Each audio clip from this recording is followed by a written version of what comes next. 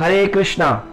आज हम जिस विषय पर चर्चा करेंगे वो है ड्रग एडिक्शन।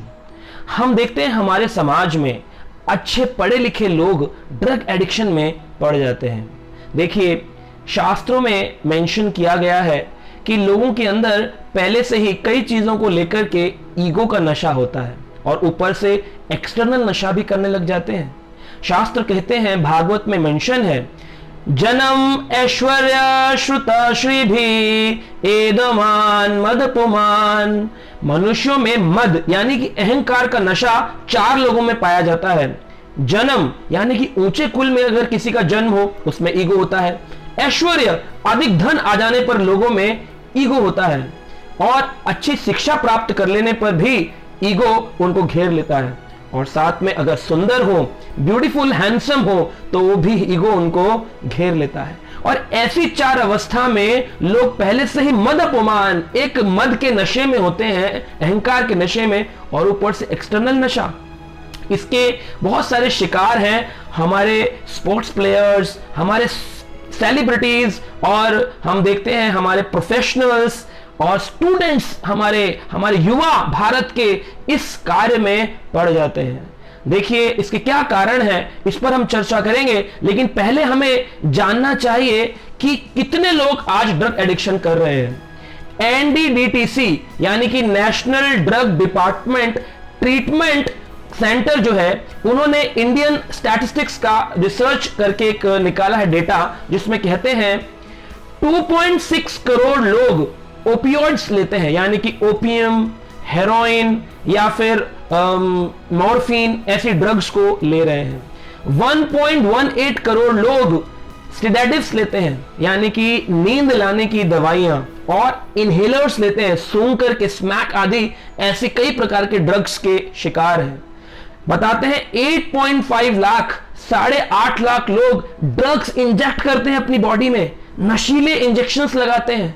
16 करोड़ लोग शराब और ड्रग्स के आदी हो चुके हैं भारत के अंदर। सोचिए क्या स्थिति है। 80% डोमेस्टिक वायलेंस, घर गृहस्थी के जो झगड़े हैं, मारपीट, जलाने के जो इंसिडेंट्स हो रहे हैं, उसमें पाया गया है ये सब के सब 80% ड्रग्स और अल्कोहल लेने वाले लोगों के घरों में ही है। और पूरे अगर विश्व की बात करें, 1.9 लाख डेथ्स होती हैं ड्रग्स और अल्कोहल के कारण हर वर्ष। बहुत दुखद स्थिति है समाज की। क्यों हो रहा है ये सब? क्यों पढ़े लिखे लोग और इस कार्य में पड़ जाते हैं? देखिए, पहला कारण बताया जाता है, अपने प्लेजर के लिए कभी कभी लोग इसको एज अ प्लेजर यूटिलाइज करते हैं कि चलो कुछ एक नया अनुभव करेंगे, आनंद का अनुभव करेंगे, और इस रास्ते पर आते हैं। या फिर कभी कभी किसी के इन्विटेशंस या इन्फ्लुएंस पर भी ड्रग्स लेने लग जाते हैं। लेकिन कुछ समय बाद वो स्टेज 2 में आते हैं और स्टेज 2 में उनको आदत पड़ चुकी होती है, हैबिट फॉर्मिंग हो चुका है, और अब वो फोर्स होता है अंदर से कि अब तुझे लेना ही है। एक अंदर से इंस्टिंक्ट आता है कि अब तो तुम्हें ड्रग लेने का समय हो गया है। और ये समझदार आदमी, बड़ा सेलिब्रिटी क्यों ना हो, स्टूडेंट हो, हायर एजुकेशन में हो, या एक हाई प्रोफेशनल हो, उसका इंस्टिंक्ट उसको खींच करके ले जाता है ड्रग एडिक्शन की ओर। देखिए, ये हैल्यूसिनेशन क्रिएट करती है ड्रग्स हमारे सेंट्रल नर्वस सिस्टम के ऊपर, और हमको समाज से दूर कर देती है। दूरी हम क्यों चाहते हैं? कहते हैं, जिनके पास जीने की कोई वजह नहीं है, the higher purpose of life अगर किसी के पास नहीं है कि मेरे जीवन का जन्म क्या है, मेरे जीवन का लक्ष्य क्या है, ऐसे लोगों में पाया गया है जब वो कंफ्यूज्ड स्टेट में होते हैं, वो लोग इसके आदी हो जाते हैं। और हम देखते हैं जो लोग ड्रग्स लेते हैं फिर वो बड़े लिथार्जिक हो जाते हैं अपनी स्टडीज के प्रति, अपने हार्ड वर्क के प्रति, अपने वर्क, अपने एक्सरसाइज के प्रति, अपनी हेल्थ के प्रति, और लिथार्जिक, आलसी होकर के ना वो एक्सरसाइज करेंगे, ना पढ़ाई करेंगे, ना काम करेंगे, बस अकेले में ड्रग एडिक्शन, ड्रग्स लेते रहेंगे। क्यों? हमारा माइंड रिजेक्ट कर देता है कि अब तो किसी काम का नहीं है, समाज से दूरी बना, अकेला रहे और बस ये लेता रहे। अगर हम देखें इसको रिसर्च पेपर्स के अनुसार, ड्रग एडिक्शन को 3 भाग में बांटा जा सकता है। पहला है इमोशनल, दूसरा है फिजिकल, और तीसरा है साइकोलॉजिकल। अगर हम बात करें इमोशनल, तो बहुत सारे ऐसे केसेस होते हैं जहां पर रिलेशनशिप्स के इश्यूज हो जाते हैं, या फिर रिलेशनशिप एंड ही हो जाता है पूरा का पूरा, और स्कूल का प्रेशर, कॉलेज का पढ़ाई का प्रेशर, फाइनेंशियल प्रेशर, ऐसे प्रेशर्स क्रिएट करता है कि इमोशनल लेवल पर व्यक्ति दुखी होकर के ड्रग एडिक्शन में चला जाता है। दूसरा कारण फिजिकल, कभी कभी लोग एक्सरसाइज करने वाले प्लेयर्स में देखा गया है अपनी एंडोरेंस को बढ़ाने के लिए, अपनी कैपेसिटी को इंक्रीज करने के लिए, या फिर फिजिकली वो बेटर दिखने के लिए ड्रग एडिक्शन के शिकार हो जाते हैं। साइकोलॉजिकली अगर हम बात करें तो अपनी सेल्फ एस्टीम को बूस्ट करने के लिए, या किसी मेंटल ट्रॉमा से अगर वो पीड़ित हैं उससे दूरी रहने के लिए, या फिर कभी कभी फीलिंग ऑफ लोनलीनेस, अकेलेपन की भावना घेर रही होती है, ऐसे समय में व्यक्ति एंटी डिप्रेसेंट मेडिसिन या फिर ड्रग एडिक्शन की ओर जाता है, और उसके बाद आगे जाकर के सुसाइड जैसी क्रियाओं में भी वो देखा गया कि वो गिर जाता है। तो ये साइकोलॉजिकली बताया गया। लेकिन अगर ऐसे लोगों को सुधारना चाहें तो कई प्रकार के रिहैबिलिटेशन सेंटर्स बनाए गए हैं इंडिया में, जहां पर लोगों को भेजा जाता है, सुधार गृह। लेकिन कुछ समय बाद वहां से आने के लोग छोड़ देते हैं, लेकिन मैक्सिमम लोग वापस से इन्हीं आदतों में गिर जाते हैं। ऐसा क्यों होता है, इसका क्या कारण है?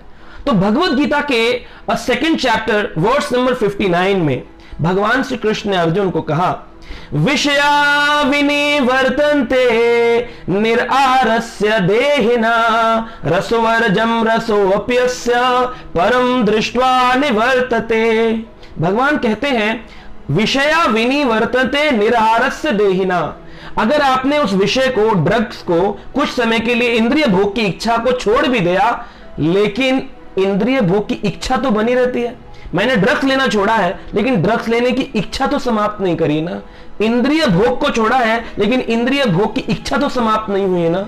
तो ऐसी स्थिति में क्या होगा, वापस से गिर जाएगा। लेकिन भगवान दूसरी लाइन में कहते हैं रसोवर्जन रसोऽप्यस्य, अगर तुम्हें परम दृष्ट्वा निवर्तते, अगर तुम्हें परम रस की प्राप्ति हो गई तो छोटा रस जो है वो अपने आप से ही समाप्त हो जाता है। उदाहरण में अगर किसी को 5 रूम का फ्लैट मिल जाए रहने के लिए और वो 1 रूम के फ्लैट में रहता था, तो खुशी खुशी वो शिफ्ट हो जाएगा कि भाई अब तो मुझे 5 रूम का पेंटा हाउस मिल गया, मैं 1 रूम फ्लैट 1 BHK में क्यों रहूं।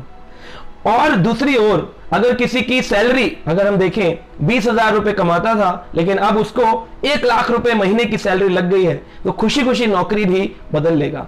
तो ऐसे ही भगवान कह रहे हैं आध्यात्मिक रस की प्राप्ति हो जाने पर ये भौतिक, ये ड्रग्स जैसे, अल्कोहल जैसे ये छोटे रस ऑटोमेटिकली जीवन से चले जाते हैं। और इसके प्रत्यक्ष प्रमाण है इस्कॉन संस्था। क्यों ऐसा है, देखिए 1960 का जब दशक था हमारे भारत विश्व में ही देखें तो एक मूवमेंट शुरू हुआ था, काउंटर कल्चरल मूवमेंट, यानी कि कल्चर को काउंटर करने के लिए समाज में कुछ युवा लोग जो कि पढ़े लिखे थे लेकिन अमेरिकन गवर्नमेंट से संतुष्ट नहीं थे, और उन्होंने विश्व में एक मूवमेंट शुरू कर दिया था, हिप्पी मूवमेंट। वो चाहते थे यूनिवर्सल लव एंड पीस, उन लोगों की डिजायर थी सब जगह प्रेम होना चाहिए, शांति होनी चाहिए यूनिवर्सल लेवल पर। और वो लोग ब्रदरहुड की बात करते थे कि सब लोगों के अंदर ब्रदरहुड होना चाहिए, एक दूसरे के प्रति प्रीति होनी चाहिए। लेकिन वो लोगों को कुछ सहारा नहीं मिल रहा था और उन्होंने ड्रग्स लेना शुरू कर दिया, और उसके लिए उनको हिप्पी कहकर के पुकारा जाने लगा। लंबे बाल और लंबी बड़ी दाढ़ी मूछें और हमेशा ड्रग्स में, नशे की हालतों में, LSD वगैरह में ही रहना। लेकिन 1965 में भगवान की इच्छा अनुसार इस्कॉन के फाउंडर आचार्य हिज डिवाइन ग्रेस AC भक्ति वेदांत स्वामी श्रील प्रभुपाद पहुंच जाते हैं भारत से अमेरिका। और जब वो भारत से अमेरिका पहुंचते हैं और उस समय हिप्पी मूवमेंट जोरों पर था, ये युवा जो कि अमेरिकन सरकार उन पे बहुत पैसे खर्च कर चुकी थी लेकिन उन्हें सुधार नहीं पा रही थी। जब प्रभुपाद वहां पहुंचे और प्रभुपाद ने कहा आप ब्रदरहुड की बात करते हैं, अगर संसार में एक पेरेंटहुड हो जाए, एक भगवान, एक ईश्वरवाद हो जाए कि कृष्ण एक भगवान है, तो उनके बच्चे आपस में सभी साथ रहने लग जाएंगे। और प्रभुपाद जी ने उनको हरे कृष्ण महामंत्र का कीर्तन सिखाया, उनको जप सिखाया, उनको भगवत गीता और भागवत पढ़ने का ज्ञान दिया, प्रवचन सुनाए और भगवान का प्रसाद खिलाया। और कुछ ही समय में क्या देखा, ये हिप्पीज जो थे वो हैप्पीज बन गए। तो श्रील प्रभुपाद ने इस्कॉन के माध्यम से आज भी प्रभुपाद जी की कृपा से पूरे विश्व में कई ऐसे युवा हैं जो ड्रग एडिक्शन से बाहर आए हैं। अगर आपके परिवार में या आपके साथ में, आपके पड़ोस में आपको पता चलता है कोई व्यक्ति इस आदत से लाचार है, वो इस ड्रग एडिक्शन में फंसा हुआ है, उसको आप सलाह दीजिए, इस्कॉन की काउंसलिंग सिस्टम में वो जाएं और जाकर के फोन कॉल करें, उनसे मिलें, अपने जीवन में आध्यात्मिक जीवन को लेके आएं और इस नशे की आदत से छूटें, हिप्पीज से हैप्पीज बन जाए। यही हमारी आशा है।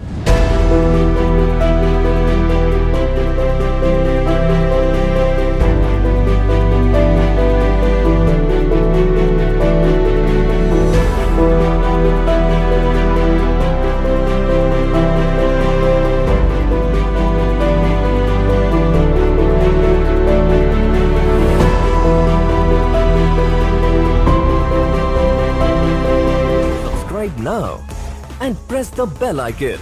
Never miss an update.